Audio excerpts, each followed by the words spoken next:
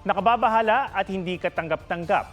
Ganito ang reaksyon ng ilang mamabata sa pahayag ni Vice President Sara Duterte laban kay Pangulong Bongbong Marcos at sa labi ng ama nito. Suwestyon nila magpa-psychological assessment ang bise. Report si Ian Cruz. So I just imagined myself cutting his head. Pero isang beses sinabihan ko talaga si Senator Amy. Sabi ko sa kanya, kung hindi kayo tumigil, huhukayin ko yung tatay ninyo. Itatapon ko siya sa West Philippine Sea. Sa mga pahayag na iyan ni Vice President Sara Duterte, baka kailangan na raw niyang sumailalim sa psychological evaluation ayon sa ilang kongresista. Hindi ko alam kung may meltdown o may problema na nangyayari. Lumalabas po yung flaw sa kanyang karakter kasi natatalo ng kanyang galit.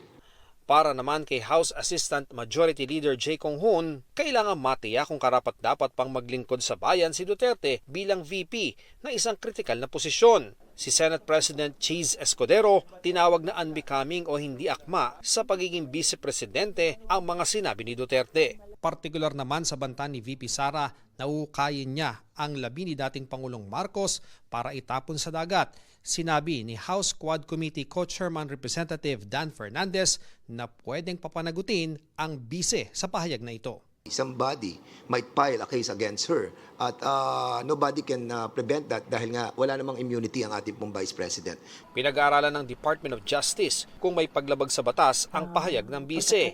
Desecrates the memory of a person. And there are many other moral principles that are being violated. And we're looking at the legal aspects also. We're conducting a study. Ikinagulat naman ng anak ni Senator Amy Marcos na si Ilocos Norte Governor Matthew Manotoc ang mga pahayag ni Duterte. Naging isang tapat na kaibigan at suporte raw ng bise ang kanyang ina sa loob ng maraming taon.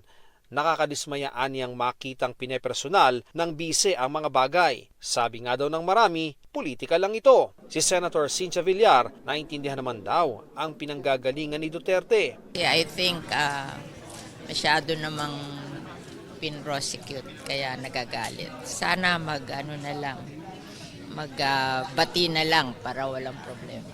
Sinisika pa ng GMA Integrated News na makuha ang panig ng bise. Ian Cruz nagbabalita para sa GMA Integrated News.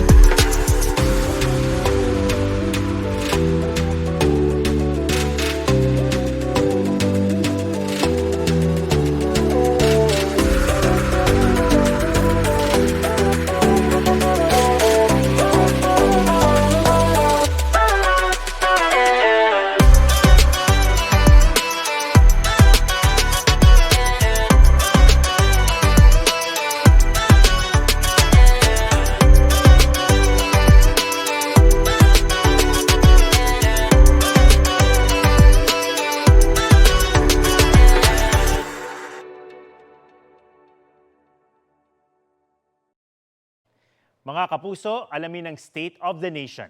Mag-subscribe sa GMA Integrated News sa YouTube. Sa ating mga kapuso abroad, samahan niyo kami sa GMA Pinoy TV at sa www.gmanews.tv.